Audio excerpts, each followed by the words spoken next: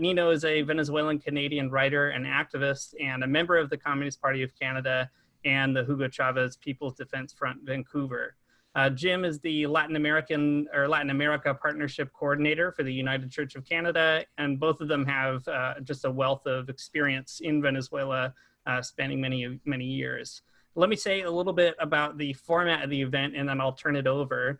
Nina will start us off talking about the escalation of the aggression toward Venezuela by the US and Canada, and kind of giving us a sense of what's going on presently, helping us get our heads around that. Jim will focus on the challenges of building solidarity and also some ways that people have accompanied the Bolivarian Revolution in Venezuela. So I've asked them each to talk for about 20 to 30 minutes. And then we'll open up the floor here for questions. If you have a question, please feel free to write that in the chat. That way we can kind of organize them, and as Nino and Jim are able to look through the chat too, in case they want to, keep track of these questions. And then I'll ask those questions on your behalf once we're at that phase. And in that way too, we won't have to worry about muting or unmuting our microphones throughout the event, meaning if you could keep yours muted and make sure that it's muted throughout, that would be great. And that will make sure that we're not, getting any noise interference or anything like that. With all that said, I'm gonna throw it over to Nino to take it away here if you're ready, and we'll get right to it. Oh, okay. Yes, I'm ready. First of all, thanks to the organizers for inviting me to this webinar. And also, I would like to send solidarity greetings to my co-presenter, Jim, in the webinar, and to all those who are in attendance. I think I'll start off right away. One of the recurrent expressions we use when we speak among Venezuelan comrades is "estamos en la misma trinchera." We are all in the same trench. At this time, when we seem to be separated by this global pandemic, we need to remind ourselves that we are in the same trench, regardless. The Venezuelan trench is not different from the Canadian or US or Syrian or Cuban, Iranian trench, and so on. We are in a worldwide trench of resistance because we resist imperialism with all our guts. So if we are not in a trench, well, then we should be. Now, forget for a moment the real Marxist-Leninist definition of imperialism. If you only look at the dictionary definition of imperialism, and the simplest one, and that is a policy of extending a country's power and influence through colonization, use of military force, or other means. That's about it. Now, other means today, of course, includes what we call a hybrid war. This is precisely the fitting definition for the US empire, which is waging its newest hybrid war on China as we speak, as well as on other countries. But I also like this definition of imperialism. Again, dictionary definition. The practice of a larger country or government growing stronger by taking over poorer or weaker countries that have important resources. Now, this definition, in my mind, very well describes Canadian imperialism as well. But let's be clear, US and Canadian imperialism have conflated to the point where now Canadian imperialism is self-evident. This is a point where I could, start speaking about Venezuela specifically. On September the 5th of 2017, Canada and the US formed a little-known association. The association called for its 2 members to take economic measures against Venezuela and persons close to the Venezuelan government. Now, to implement this decision, on September the 22nd, 2017, just a few days after, Canada imposes its own unilateral sanctions against Venezuela, and also Venezuelan officials and other individuals. One can only assume that the US and Canada have established within this association a tactical division of tasks against Venezuela. And we can say this by their own actions. The US would use its heavy-duty pounding through military threats to undermine the popular will of Venezuelans, together with unilateral financial, coercive measures and economic blockade to cripple the Venezuelan economy. We've seen that happening. Canada's task would be mainly luring the political will of right-wing regional governments through the illegitimate regime change intentions of the so-called Lima Group. And that has happened as well. If there is any doubt about the partnership between Canada and the US, notice the language used by former Foreign Affairs Minister Chrystia Freeland in a statement to the press, and I quote, "The crisis in Venezuela is unfolding in Canada's global backyard." That's my emphasis. "This is our neighborhood." That's my emphasis. "We have a direct interest in what happens in our hemisphere." It's incredible. Now, this is the typical imperial language. Is this only Canadian and US hemisphere? Where is Venezuela located? So now, having said that, I don't want to speak from a place of anger, because to build solidarity, we need to first and foremost speak from a place of peace and confidence. Resistance from our trenches means responding not with the tools and weapons of our enemy, but with our own weapons. That is the battle of ideas that Fidel spoke about. When we look at Venezuela today and the struggle of the Bolivarian Revolution, we can see clearly victories that have been achieved. And just in the month of May, Venezuela scored 3 major victories over the US attempt for regime change. Venezuela has scored many political victories in the last 20 years, following that first electoral victory of 1999, when Hugo Chavez became the democratically elected president of Venezuela, that would change the political landscape of Latin America. His platform promised to transform the country from a de facto dependence of the US to a truly independent and sovereign country.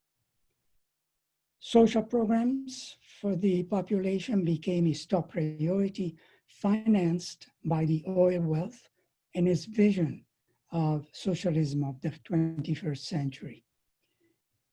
Chavez was a firm believer that the rich natural oil resources were to be used for the well-being of all Venezuelans, starting from the most needy, and not to enrich the wealthy US corporations and its CEOs. He was able to gain the ideological support of many Latin American governments and leaders to form Latin American economic, financial, and trade organizations like ALBA, CELAC, Mercosur, and so on. This must have been a blow to imperialism.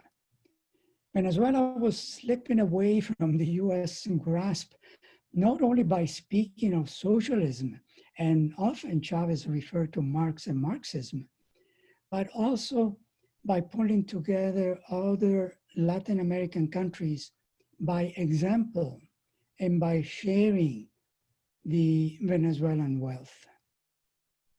Chavez was basically showing that it is possible to reject US imperialism without firing a shot, and even survive an attempted coup in 2002. Although things have changed since, his successor, Nicolás Maduro, was re-elected president of Venezuela with about 67% of the votes in May 2018. He survived a drone attack in August and is today in full control of the country. In the meantime, the US government under Trump has enforced a series of escalating illegal, unilateral, coercive measures, so-called sanctions, with the intention of crippling and destroying the Venezuelan economy and forced a popular and military rebellion for regime change. These are full economic and financial sanctions supported by a virtual blockade that includes military threats of interventions that can be traced back as far as 2014. Even the unconstitutional self-appointment as president of an unknown, unelected Juan Guaido in January 2019 seems to testify to the political strength of Maduro. Guaido has failed several to overthrow Maduro. He promised and failed to get the high-ranking Venezuelan military to defect, and is ridiculed even by those who do not support Maduro.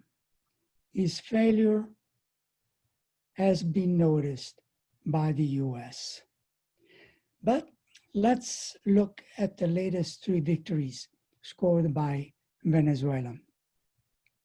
Let's start with the one that has affected almost the whole world, the COVID-19 global pandemic.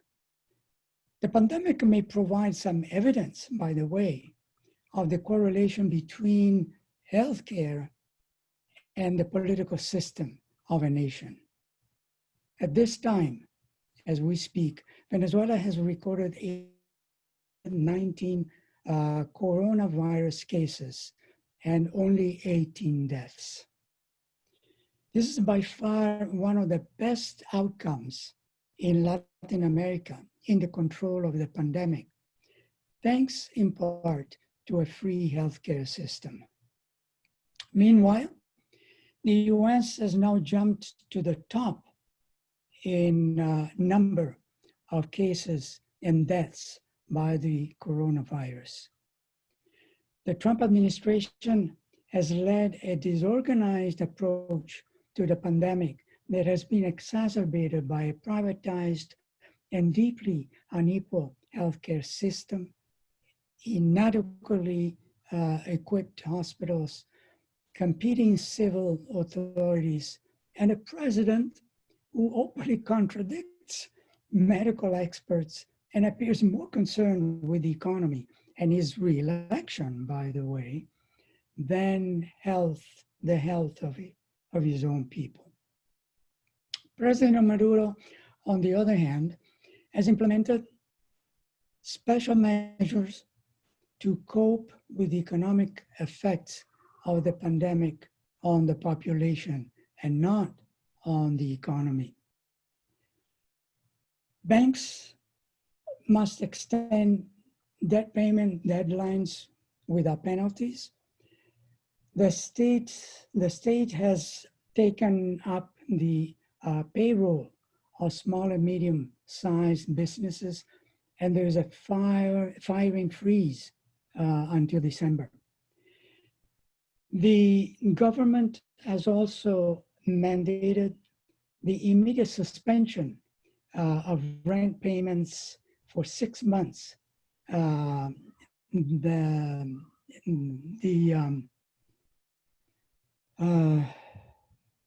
Yes, that's about it. The salaries and pensions have been raised, and a special stay-at-home bonus has been issued. And finally, the Venezuelan government has been providing subsidized food packages covering over 6 million households to guarantee food security. Despite the coercive measures and financial blockade, Venezuela has also received international solidarity and support from a range of other nations, including Cuba, China, Russia, and also international organizations such as the World Health Organization, the United Nations, UNICEF, the Pan American Health Organizations, and the Red Cross, all of which have provided medicine, medical supplies, and food. Now, this is a battle that is not over yet, but it is one that Venezuela is winning. We have just learned yesterday of a major victory with the signing of an agreement between Maduro's Ministry of Health and several opposition parties, right-wing parties, that allow the coordination and cooperation to seek funding to combat COVID-19 with the assistance of the Pan American Health Organization. Venezuela is not only winning over the health and emergency of the pandemic, but this is being achieved over the additional burden due to the US blockade. Now, second Venezuela victory. The idea of actually being able to beat the powerful US empire without firing a shot and just using internationally granted rights has been in the forefront of the last few days when 4 Iranian fuel tankers have been able to dock at Venezuelan ports, and a 5th is approaching and dock, supplying gasoline and other supplies to help restart the Venezuelan refineries. Now, the tankers are bringing 1.5 million barrels of gasoline, but more importantly, they also bring spare parts, solvent to process heavy Venezuelan crude oil. Now, what is remarkable about this victory is that the US Navy deployed in the Caribbean, just off of the coast of Venezuela, did not make any attempts to stop the Iranian solidarity shipment to Venezuela. Both Iran and Venezuela are sanctioned by the US. Not only one, but 5 Iranian tankers are entering the US backyard. Venezuela sent military escorts to accompany the Iranian ships in a display of authority. Iran and Venezuela will cooperate to develop joint oil industry. Venezuela is already deploying a new fuel system while increasing local production. And this is not the end of it. Iran is ready to send more tankers to Venezuela if needed. Now, the third victory of Venezuela is a military victory of some sort. In early May, Venezuela witnessed the first attempt of a raid by speedboats from Colombia with armed mercenary forces on the central coast of Venezuela, just a few kilometers from the capital city, Caracas. The response by the Venezuelan armed forces was quick. A second raid took place the following day, and a total of 8 mercenaries were killed, and the majority of the mercenaries were apprehended, among them 2 former US soldiers. Now, we cannot doubt for a moment that the US was involved with its proxy partner, Colombia. There have been confessions that admitted to that. Even leaving the US outside this equation, there are implications of a disorganized raid with divided players involving facts that seem to be a script from an action movie. But this is real. This is the real life of Venezuela. Some of the facts. Story of a service contract between Guaido and Silver Coal, headed by Jordan Goudreau, according to which the mercenaries would raid Venezuela, remove Maduro, and install Guaido as president, just like that. Goudreau accuses Guaido of breaking the contract and not paying the $230 million due to his company. Guaido denies any knowledge of the contract, despite photo evidence of having signed it. Goudreau goes ahead with a raid to capture Maduro in the hope of cashing the US bounty on Maduro. Guaido later admits knowledge of the raid, but this is very doubtful. From all this, we interpret that there was an intention to discredit Guaido.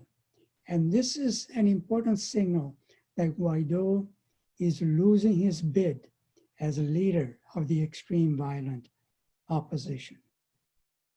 Again, this is a victory for the Bolivarian revolution, but the war is not over yet. So now, to conclude, the escalation in Venezuela from violent riots to armed mercenary incursions and sabotage aided by the US and its proxy Colombian government with full support of the Canadian government indicates that the hybrid war on Venezuela is moving to a higher stage of aggression. Canada has made the choice to be on the wrong side of history with a decaying empire by embracing imperialism as opposed to peace. Canadian double standards are too gross to ignore. It can only be explained by a biased ideology prevalent in Canadian foreign policy. Canadians must be concerned about Canada's foreign policy. All privileges that we accept without questioning come from the blood spilled as a result of Trudeau's foreign policy. Let's be clear on that. Finally, I want to refer to Eduardo Galeano, the author of Open Veins of Latin America. He points to the cruel irony that the rich resources of Latin America have been used as weapons, often by local traders. But the hand that guides the weapon is elsewhere. In the case of Cuba and its sugar resources before the Cuban Revolution, Galeano wrote, "In Cuba, sugar was the knife, imperialism was the assassin." I would like to steal that phrase and paraphrase Galeano by saying, in Venezuela, the oil is the knife, imperialism is the assassin. Thank you. Thank you so much, Nino. That was a really helpful contextualization and setting of the stage for this conversation. Really, really grateful for all these things you've been able to pull together. I don't want to say too much more. I'd just like to turn it over here to Jim and remind people who might have joined later, we'll open this up for questions afterwards. Be thinking about those, and we'll take questions in the chat after. So let me turn it over to you, Jim, and when you're finished, I'll come back. Yes, thank you, Dean, and thank you, Nino. It's a pleasure and honor to be here with all of you tonight. I bow before Nino, who is from Venezuela and knows well his context. I'm from here. I try to build solidarity with the struggles of the people of Venezuela and other countries. That's who I am, and part of what I do. As you know, I work with the United Church of Canada. I'm responsible there for partnerships in Latin America and the Caribbean. And it was through those partnerships, particularly in Cuba and Colombia, that I got involved in events in Venezuela over these past 20 years or so, since the time of the election of Hugo Chavez in 1998. I'll say a bit more about the United Church later. I do kind of want to start with that church context. I work for the United Church, but my background is Catholic, and I'm formed in that liberation theology stream of ecumenical Christianity that you've probably heard Dean talk about in other occasions. And those commitments took me in the early and mid 80s to the Dominican Republic, Haiti, and Nicaragua, and in the decades since then to most of the countries of Latin America and beyond that too. So I'm also a journalist working for the church now. I had kind of built a kind of a career or made a living in that intersection among journalism, Latin America, and relatively progressive religious media, which is a sector that maybe is rapidly disappearing these days. I lived in the Dominican Republic in the 80s for a couple of years, and then in Mexico for 6 years in the late 90s. And frequently over these decades, I found myself shoulder to shoulder with many of you in struggles for labor rights, peace, disarmament, so on. I'm thinking too of the struggles we're facing right now to overcome racism in Canada, the United States, and around the world. Those struggles are very much with us as we gather tonight. So with Venezuela, I think one of the first encounters with the Bolivarian Revolution was in 1999 when a group of us met with trade ministers from the Americas here in Toronto. This was back in the olden days when it was still possible to gather progressive trade activists into a room with trade ministers. This just before the Seattle confrontations and the Quebec City confrontations. And so the trade minister from Venezuela was there, and she was a breath of fresh air. First of all, a woman in a room full of men, and with a different voice. You know, this was, of course, in the time when the neoliberals seemed to be winning everywhere, and Venezuela was the first that had broken from the pack, and with a different message around trade and other issues in the Americas, a voice for solidarity among people. Rapidly, Venezuela came under attack by the imperialism that Nino described. There was the coup attempt in 2003. In 2004, the opposition tried to have the opposition forced a referendum to revoke the Chavez presidency, and I was fortunate to go with a number of other church people from Canada and the United States to be an observer of the referendum, which, as we know, Chavez won. But it was a great introduction to the solidarity of the people of Venezuela and the sectors there: church, labor, farmers, some sectors of churches that were working together, you know, for the benefit of the people. The advances already in healthcare were evident. I went back again in 2006 for some dialogue among Colombians and Venezuelans. So this was a moment when people from the base Christian communities, those networks of local Christians who, with a vision of justice and peace, come together. So those people wanted to meet with people in Venezuela. So we organized a conversation in Maracaibo. That was really helpful. And then after that, we gathered in the Americas Social Forum with many groups from here. Then a long time went by, and I didn't go back again until 2018 when I went with Common Frontiers and as an election observer. And there was a good group of us there. I see Wayne Milner is here in the group tonight. At the time, we tried our darndest to make noise and make sure that the people in Canada knew what we were doing, and it was very difficult to get media pickup on that. But you know, and so then it was a bit of a surprise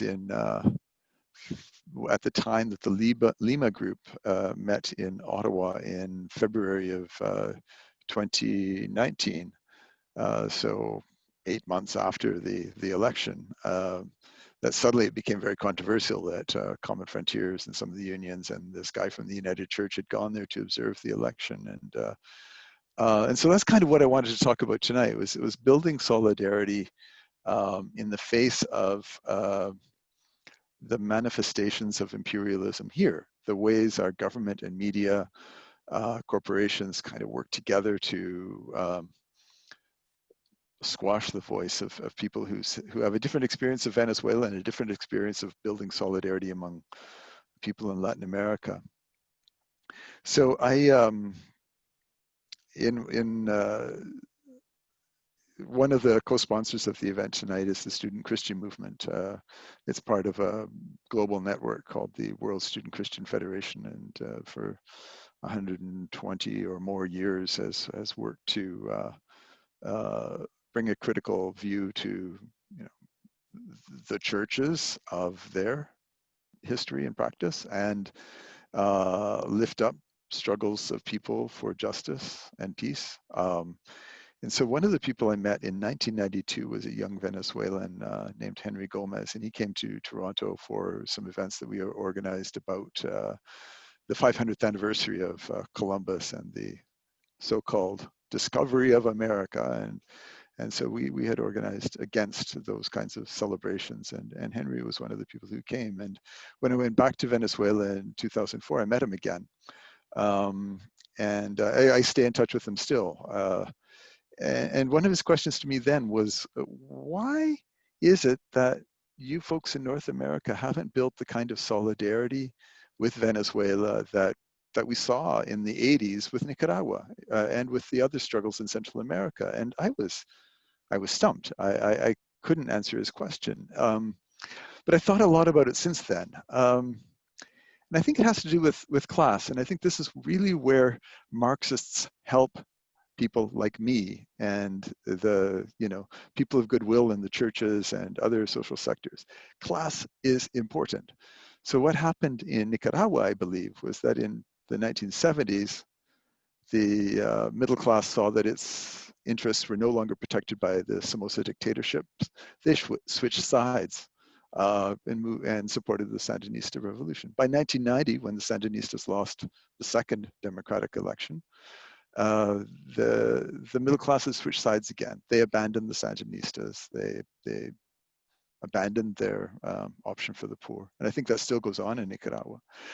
In Venezuela, I don't think it ever happened. The middle class was never interested in the Chavista Bolivarian experiment or revolution. It from the get-go opposed, together with the rich and the powerful and the multinational corporations and what have you. But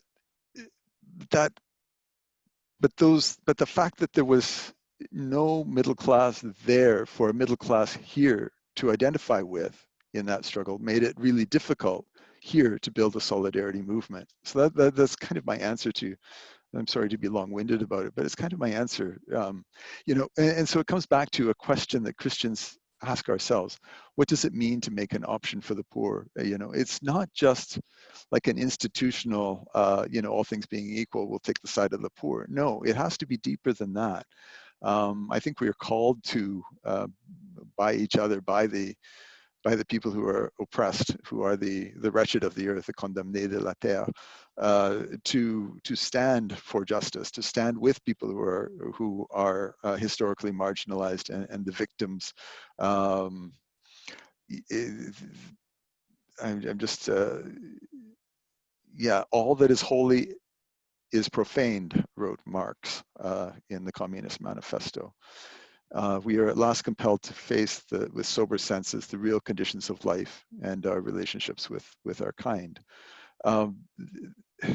So I just wanted to express that this disappointment, I think, with efforts by people like me to build an alliance that really calls people out of their security, their safe spaces, their privilege, and into new relationships. I was thinking last night, Lenin's question, what is to be done? Well, let's bloody get on with it. We still have a world to win. So I want to go on here and just sort of say what's going on now and where we can go from here. In the span of about 12 weeks in the early part of 2019, I scored a hat trick. I visited all three of the countries, Cuba, Nicaragua, and Venezuela, that the US officials had taken to calling the troika of tyranny. This is a phrase from John Bolton, who was with the Trump administration and later left that's a different story, but anyway. But that troika of tyranny, Cuba, Nicaragua, and Venezuela, that threatens US interests because they hold up the interests of the people who've historically been marginalized. Those three countries to me still represent hope, an option for change. They are imperfect, but they're a step forward from what we were living through in the 90s. And so where are we now specifically? And I think that so the we here, I'm talking about the United Church, I think the two things that we've been able to do usefully in building solidarity that brings people along. In the words that Nino used to speak from peace and confidence. One is that that we've tried to uphold the principles of dialogue, in the face of the incomprehensible Lima initiative, the Lima Group initiative that Canada participates in, which is only about confrontation. We support dialogue, and we note that there are countries that engage in efforts to promote dialogue with the diverse sectors in Venezuela, among them Mexico, Uruguay, sometimes the European Union, at least on a good day, Argentina now. And it was interesting to see that just this week, another sort of a victory, I guess, an agreement this week between the government of President Nicolás Maduro and members of Congress that are part of the Guaido faction around joining forces to fight COVID in Venezuela. And the hope is that that can bring some collaboration across the divisions. So dialogue, we would continue to press for dialogue. It tends to be rejected more by the opposition because they feel like dialogue recognizes the authority and integrity of the government. It does, but the confrontation and refusal to dialogue just leads to violence and the kinds of violent attacks that Nino described, using mercenaries and Colombian death squads. The second thing is the fight to overcome sanctions. And so what we've been able to do in the United Church is kind of work with other organizations and cross some geography so that we're trying to hold together a struggle against those unilateral coercive measures that are sanctions, hold the struggle together with regard to North Korea, Iran, and Venezuela in particular, but others as well, Syria, Sudan, Zimbabwe. So we've been able to work with various other groups in a struggle to overcome sanctions. And just recently, the United Church and the Mennonite Central Committee and the Nobel Women's Initiative demanded that Canada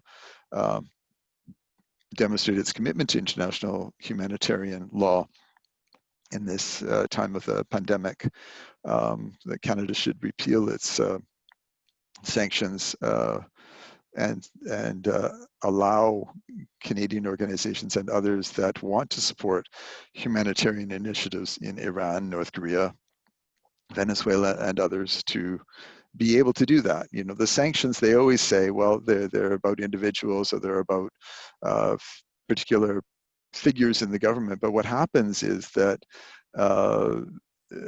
banks and shipping companies get really nervous and they won't deal. They won't deal with. They won't manage the money transfers that are necessary to be able to pay for fuel or medicine or food, even though food and medicine are exempted from the sanctions regimes, supposedly.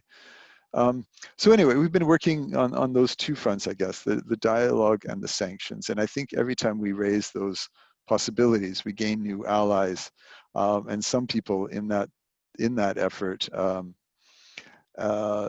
join us in a deeper commitment and to true solidarity with the people. Yeah, I think I'll stop there. I've got a couple of articles that I'll post links to in the chat function, but I think it would be great. I'd welcome some dialogue through the chat box with all of you. Thanks very much. Thank you, Jim. Let me just remind everybody how the questions will work. We invite you to post any question you might have in the group chat box, and then we'll ask them on your behalf. Again, just to sort of not get too bogged down with meeting and unmeeting and all those kinds of odd things that Zoom sometimes gets us stuck in. So please feel free to do that. Maybe as you're all gathering your thoughts and taking a minute, I'll invite Jim and Nino, if you have anything that you want to ask one another, maybe you could just kick it off that way as people are kind of typing questions and thinking. Well, I want to thank Jim, if you allow me, just for his words. And I think I understand where he's coming from. And definitely we need, when I say we, I speak in general, in the solidarity movement for any country. You mentioned the three critical countries, but there are many more. And I think the kind of coming together and the kind of solidarity that we need to bring is essential. It is true. I think you mentioned like the solidarity for Venezuela has been delayed, has been late. I remember having that question too, especially here in Canada. Like, you know, they ask you, you know, in fact, other Venezuelans, I remember, you know, Chavistas like me, they would say, you know, there is not much action here as there has been, for instance, for Cuba.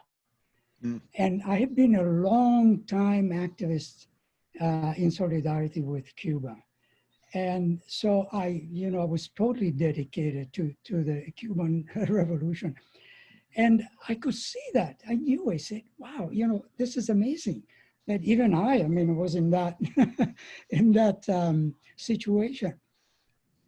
But I think, yeah, you mentioned some issues, the class maybe division. But to me, there was also another factor that maybe was playing up to a certain extent. And that was the fact that Cuba was seen in Canada maybe as sort of as a safe country. I mean, Canada's had continuous diplomatic relationships with Cuba. Venezuela, on the other hand, I mean, this is sort of the enemy, the current enemy. And I think for Canadians, you know, of course, I'm a Canadian too, might go to Cuba on vacation and do that kind of thing. Whereas we cannot do that, we don't feel free to do that. So we feel that division. And I think when I say we, now I'm speaking as, you know, the Canadians. And I think that also separates maybe, but I think we had to break that barrier. We had to break the barrier of saying or feeling threatened as a Canadian because our government is criticizing, is against Venezuela, and therefore we, you know, cannot act. Well, we must act. Precisely because of that, we must act. And I think you are making that call, as I understand it.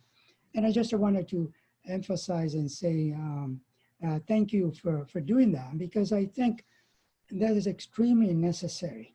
We have to break this barrier of, and the Canadian government having created a foreign policy that prevents us or makes us feel that we are prevented from intervening, from challenging the Canadian government. We must do that. Thank you.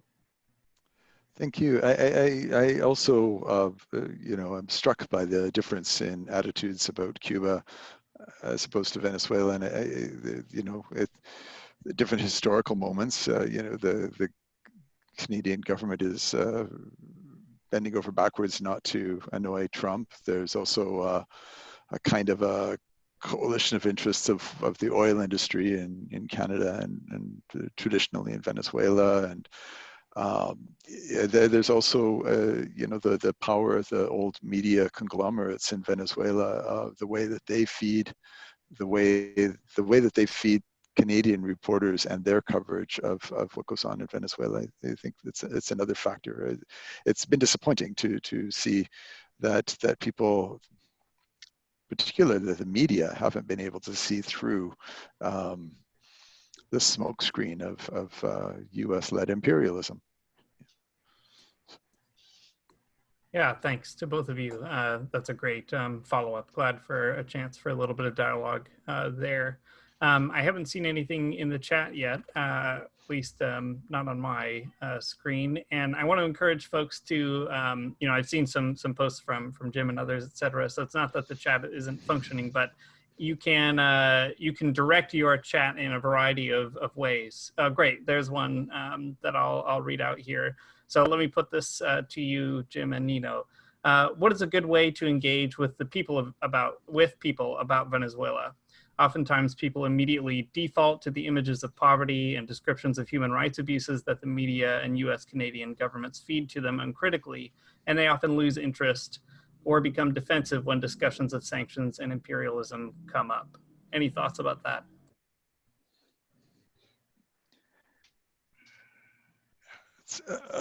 I think we're all still learning here, and you know, I just say, you know, like what you know, that you know from your own life that what the media tell you about what's going on here isn't always what's really going on.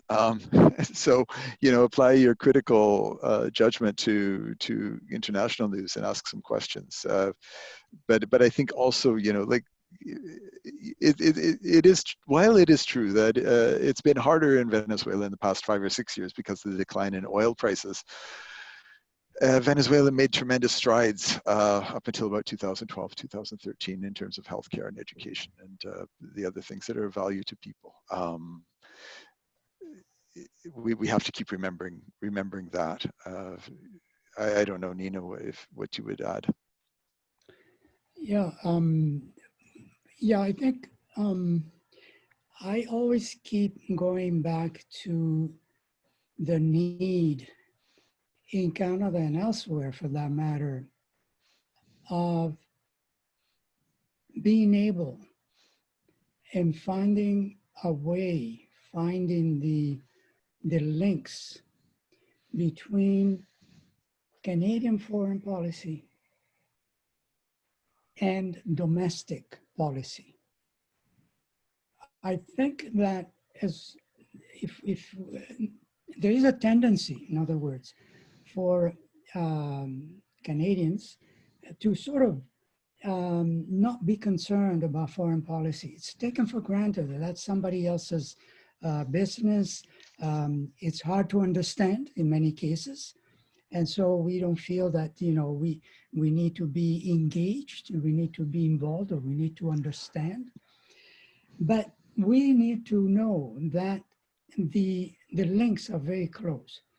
What happens domestically is a consequence of what is happening elsewhere through the Canadian foreign policy. Like, for instance, the one good example might be, if you look at, for instance, what the Trudeau government is doing with the development of pipelines, trampling over Indigenous people's rights and whatnot, well, it doesn't take much to take that issue and link it to the similar situation that Canadian foreign policy is doing in Bolivia, is doing right now after the coup, is doing in Guatemala, is doing in Ecuador. You know, the trampling of indigenous people, for instance, that's happening in Ecuador, in Chile, by Canadian corporations, mining corporations, is appalling. And I think we need to somehow find a way of conveying that message and understanding. We call it imperialism. Sometimes I feel that we don't need to burden everybody with, we know what it is. We know it is imperialism. But I feel that sometimes Canadians might sort of just turn off as they start hearing this political lingo and so on. But of course, we can call it that. We don't need to call it that, but the link we have to try to make. Hopefully, I think that will bring more sort of an understanding and therefore might help in the solidarity that Jim, you have spoken about. Thanks both Jim and Nino. I've got another one here. Do you think that the situation that the Venezuelans are in was inevitable? And they go on to say, was there any opportunity that they lost, such as the opportunity after the 2002 coup? Any insight on what the Communist Party of Venezuela thinks about this, the situation in Venezuela, presumably? And what does the USPV, the ruling party, think about this? Any insight on those kinds of questions? I'm still reading the question. You might be in a better position, Nino, to around the party questions, certainly. Yeah, my sense was like the time of the coup, that should have been a galvanizing moment. That more of us should have been jumping on side, and again, some of us have eyes to see, ears to hear. We understood what was going on. It was interpreted through, particular media lens. Failure. The Chavez came back. That was the interpretation in the media here, which for us was a victory. Yeah, well, the question about, if the Venezuelans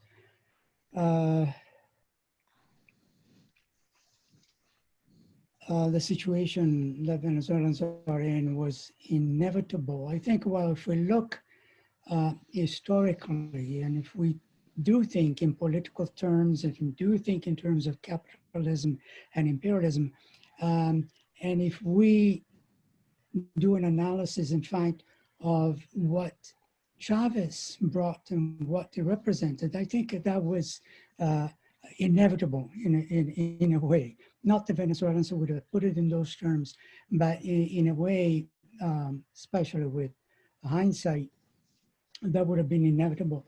But I think that the 2002 coup sort of really awakened the population, all Venezuelans, because before that it seems like we are going up, we are doing well, we are spreading our ideology, and everything was okay until the 2002 coup came and people reacted. Venezuelans reacted. They all rose up and they ended the coup in a matter of hours. So that was really a very positive outcome for Venezuela. Of course, not for the empire. So that meant that the empire now had to, find other ways, and we know that part of the history. But for Venezuelans, that has been a great, great victory that I could have mentioned and highlighted before, but that definitely was one. Now, the Communist Party of Venezuela, the reference to that, it's quite interesting because, I'm a member of the Communist Party of Canada. So I consider the Communist Party of Venezuela as a fraternal party. And we know, on the other hand, that when Chavez tried to bring together all the divisions, all the different parties in Venezuela, and it founded the PSUV, Partido Socialista Unido de Venezuela, the Communist Party did not form part of the PSUV, remained an independent party. Now, there's no judgment on that. because what we have seen, in fact, over the years, aside from some critical stand that the Communist Party of Venezuela has taken, by and large, has been on the side of PSUV and has supported the Maduro government in many, many situations, including, of course, the most sort of dramatic situations of coup attempt and drone attacks, the mercenary attack, the PSV, the Communist Party of Venezuela, has made a very strong statement condemning the mercenary attack on Venezuela. So I think we see a closeness of ideology that is quite healthy. We have, on the other hand, we have right-wing parties who do not support Maduro. At the same time, though, they try to work along. I think that's a healthy situation that we have to welcome. And it's necessary. And that, mind you, that's what we could call democracy. This is a Venezuelan style democracy, but it is democracy, which, you know, throws totally off base the lack of democracy accusations from the US and from Canada. So we have to welcome that kind of participation within the democratic process of the Bolivarian Revolution. Thanks again to both of you. I'll bring us back to Canada here with another question. Which among the opposition parties in Ottawa is standing in opposition to sanctions and Canada's imperialist foreign policy? Are there any MPs, such as we've had in the past, like certain NDP MPs, Dan Heaps, Ben Robinson, anyone in Ottawa that you guys can think of? We've had some conversations with the NDP MPs. And you know, most recently, the current foreign affairs critic Jack Harris from St. John's and Heather McPherson, who also has a role with, she's on the Foreign Affairs Committee, Heather McPherson from Edmonton. And both were very eager to hear from Common Frontiers. And then I met with Heather after the Common Frontiers meeting in January. And I'm not quite sure where that's gone since, but there's an awareness that the position that the NDP took under the time in the time of a previous critic, Hélène Laverdière, was not representative of the grassroots of the party, and that the party needed to change its official position with regard to Venezuela. I think there are allies as well, although they don't have a direct role in this conversation. But you know, we try to talk with Peter Julian, Charlie Angus, and Nikki Ashton at different times too. Yeah, I think that's sort of the area maybe where the next step of building a solidarity movement for Venezuela has to go. And yes, I know that, for instance, Common Frontiers has done quite some good work in that area, and it will continue. But that is a hard one, because usually parties take sort of a more party line, and they don't want to rock the boat that much. Like as far as I know, the NDP is sort of the one that at least admits and recognizes that that's a problem that the Venezuelans need to resolve. There's no place for Canadian intervention, interference, and whatnot, or US. This is something that has to be resolved in Venezuela by Venezuelans.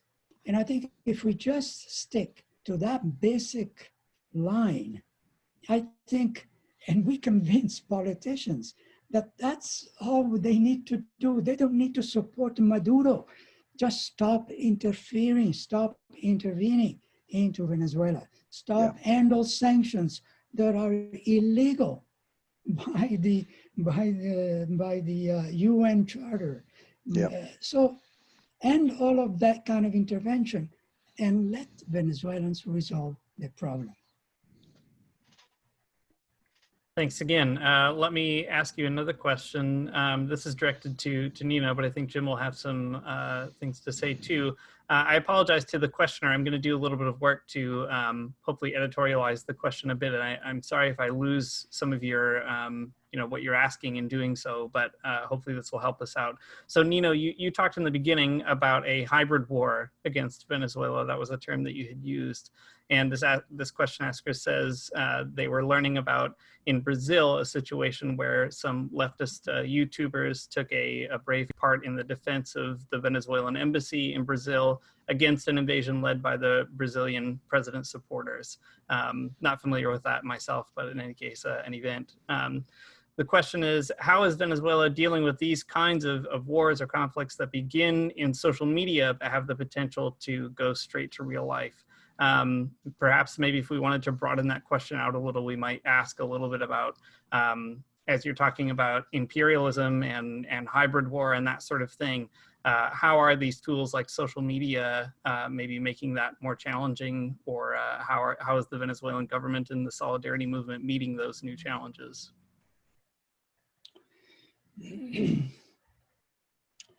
Yeah, definitely social media has played and is playing a large role in what we call the hybrid war on Venezuela and other countries as well.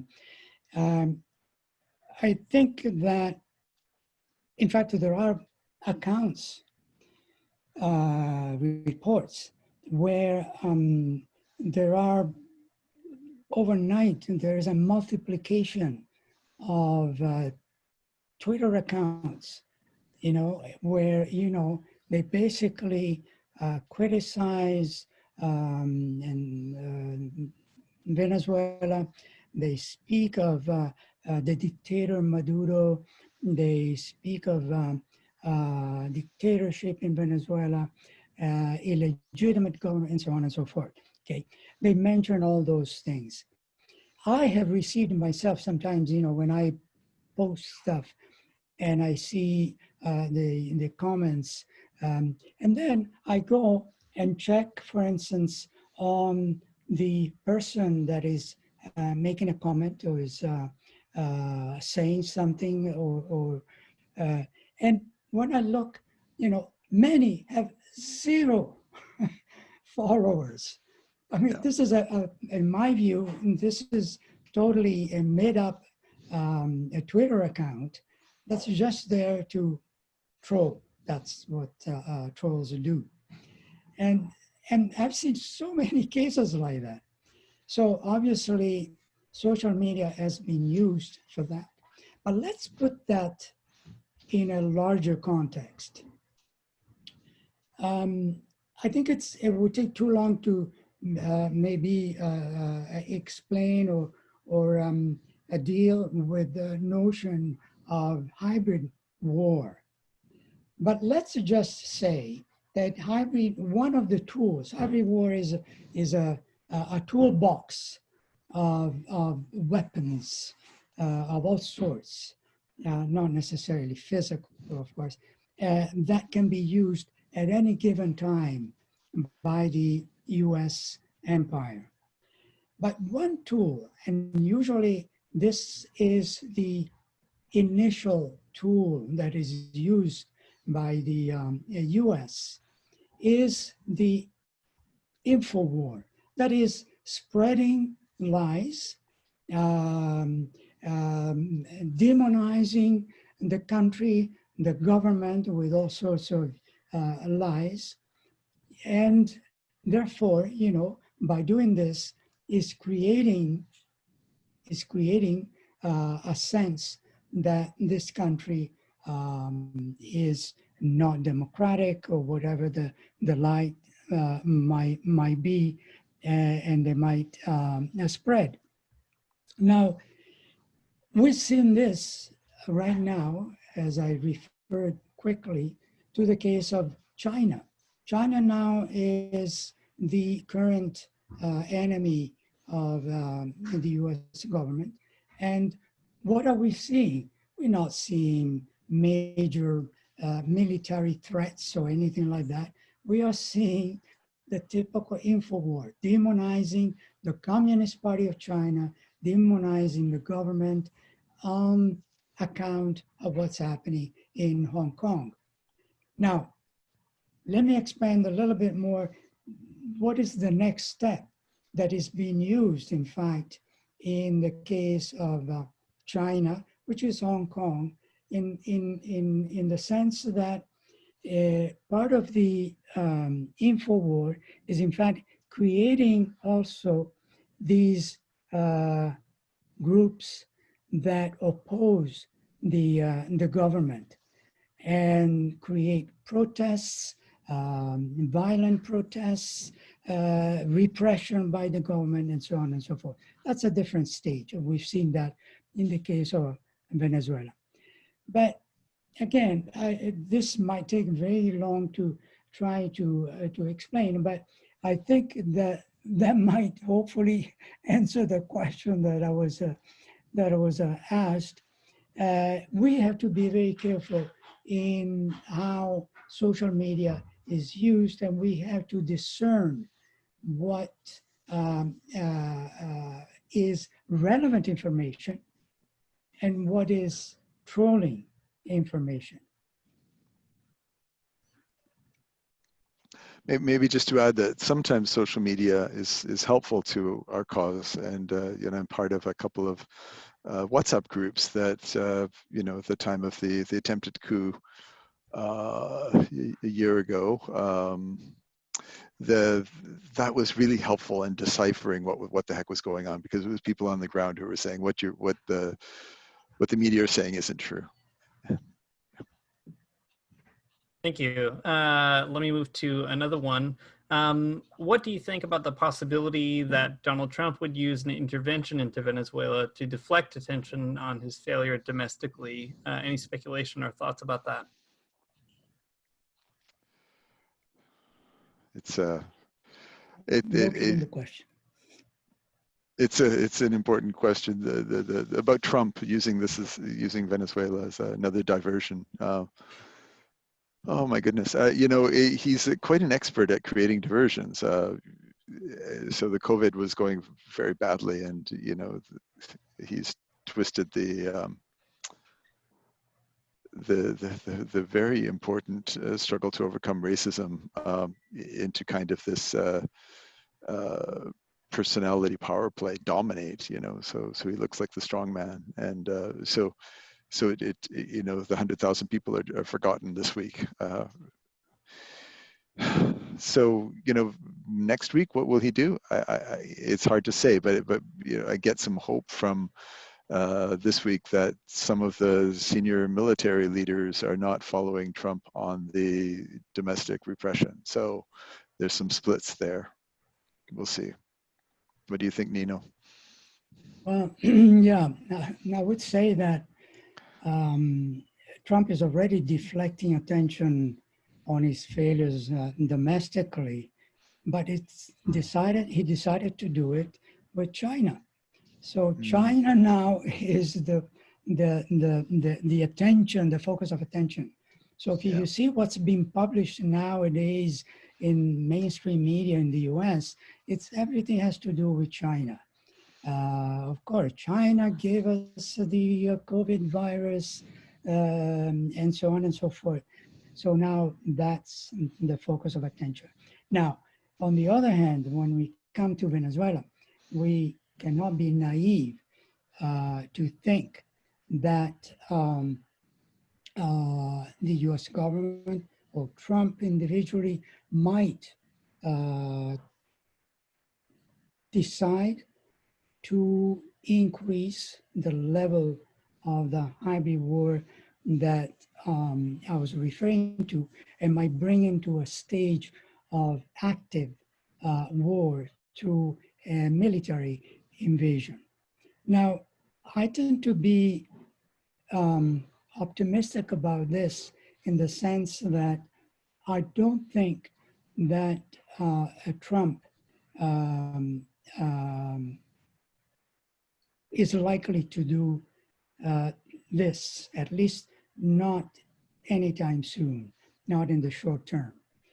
Now, don't quote me if something more dramatic happens, but my sense is that no, Trump will not try this.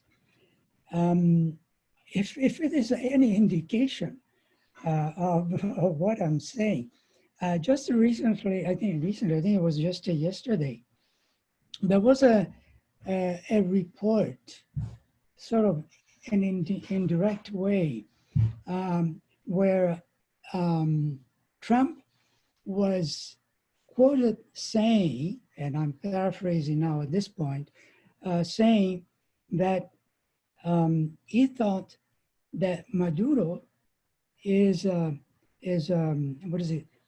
harder, was a harder opponent or a tougher opponent than he thought. Now, if that is true, he's probably, he should be afraid, literally, of any attempt to invade Venezuela, because he knows that he will not succeed.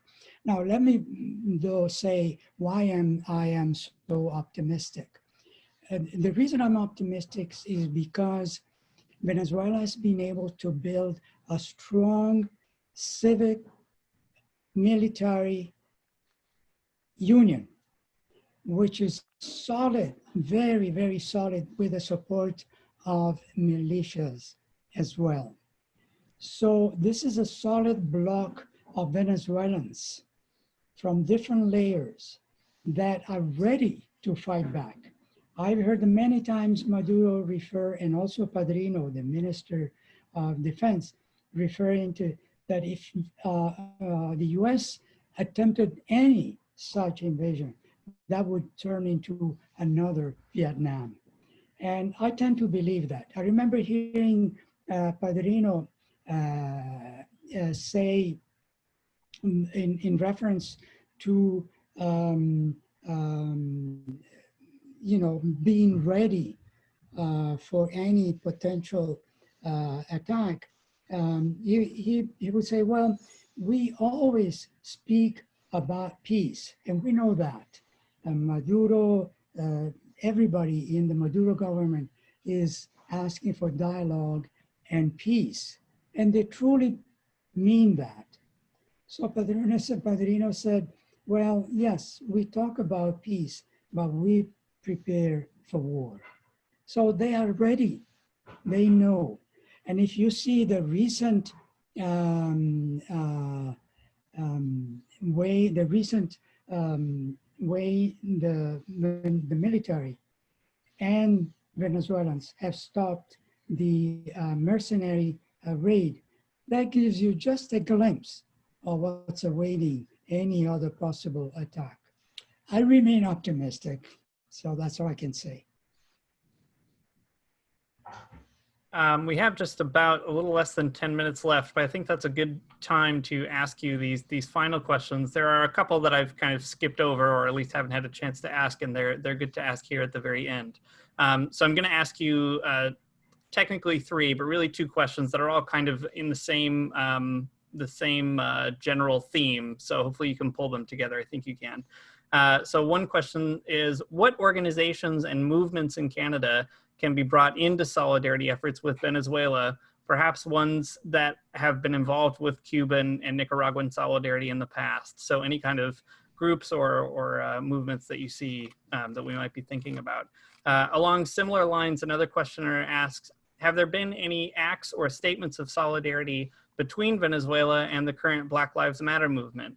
How could we encourage this to help raise awareness and solidarity in North America? So again, just kind of trying to be attentive to these different groups.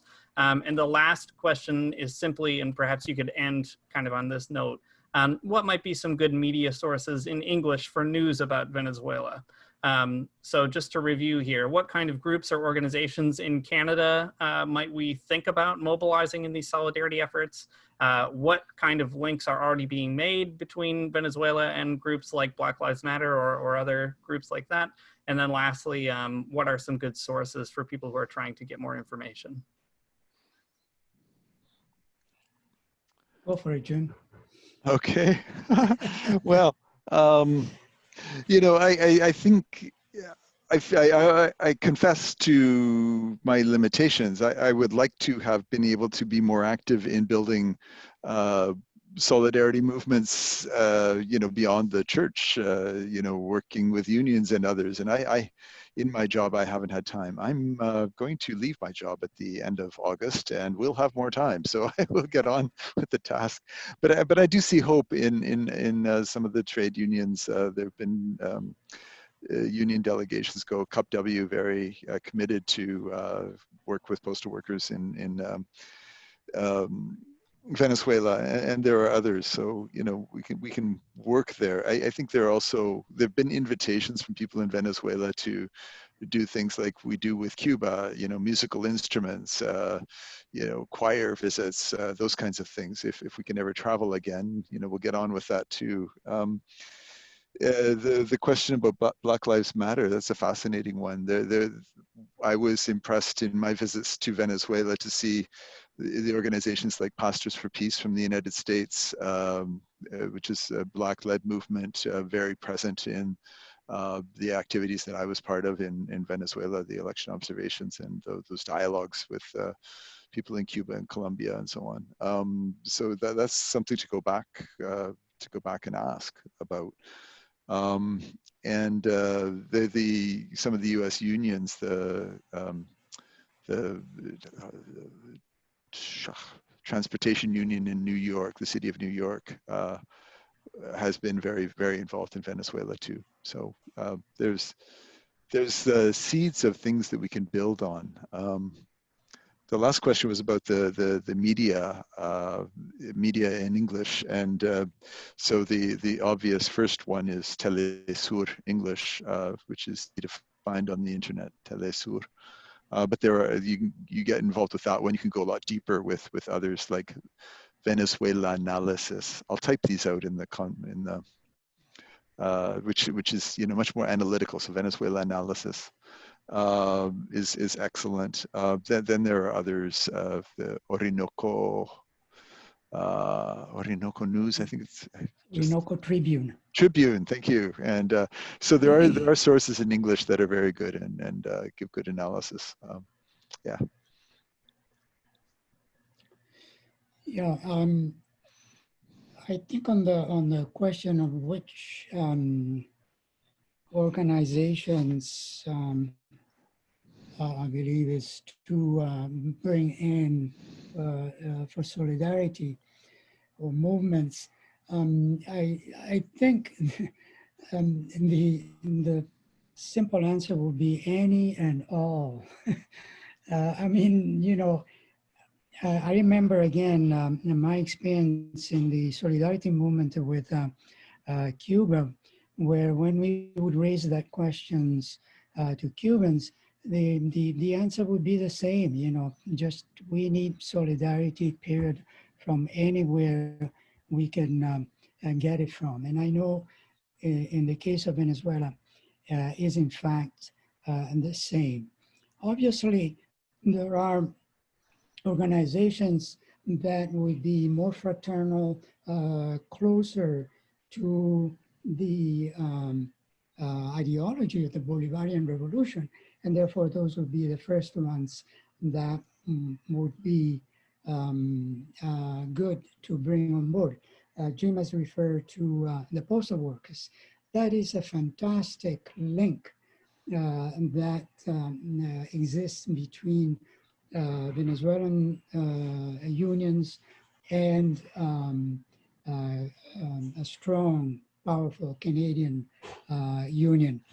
I'm in the process right now, in fact, of doing a distance interview with someone in Venezuela who deals with, works with unions. And in fact, that is one of my questions, because in my mind, I'm thinking of the working class, how to bring in the working class in Canada, and how to strengthen that kind of solidarity.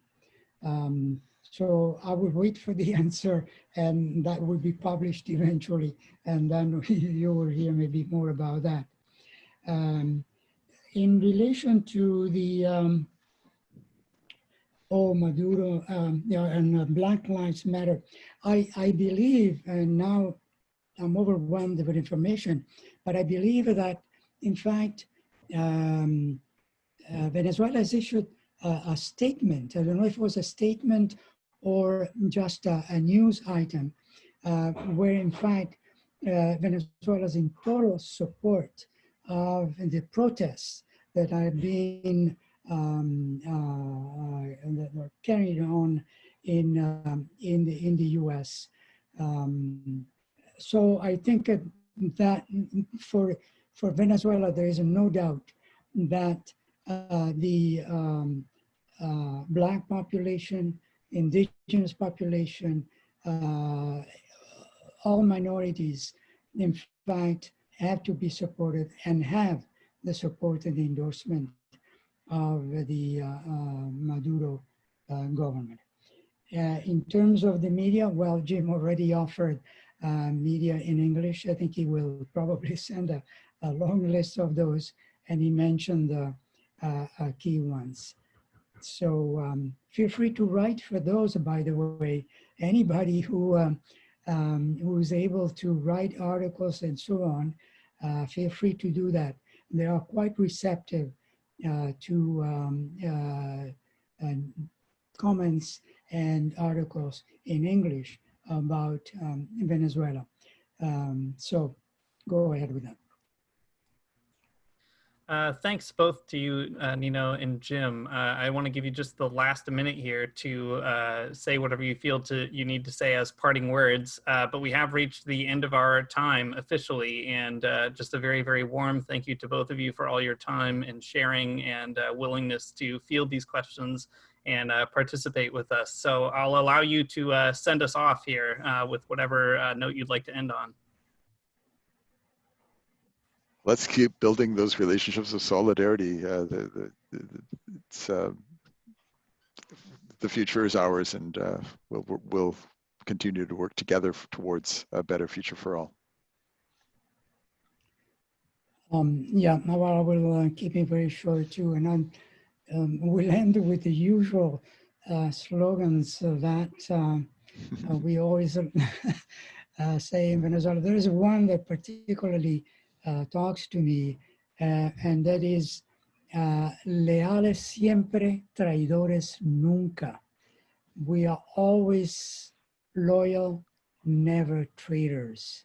And this is very, very powerful in my mind, because what's the most serious problem in Latin America, in many countries, and we see it now firsthand in Venezuela, is the damage that traitors are causing to their own countries.